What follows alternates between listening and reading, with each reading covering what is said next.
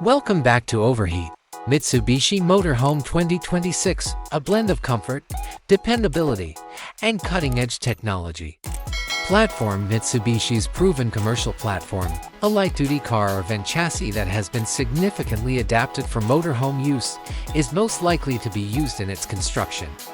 Engine: Mitsubishi is likely to offer a range of engine options, including a cost-effective diesel engine using the newest common rail technology for optimal performance and lower emissions.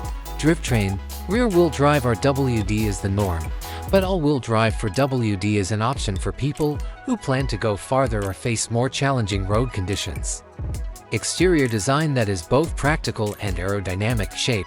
Aerodynamics will be prioritized in the external design to reduce air resistance and boost fuel efficiency. Materials: lightweight and long-lasting composite materials will be employed more and more to reduce overall weight and boost efficiency. Body panels will most likely be made of materials that can withstand corrosion and harsh weather. Illumination: dynamic turn signals, a sleek and conspicuous taillight system, and headlights with adaptive driving (ADB) will all be incorporated into the all-LED external illumination.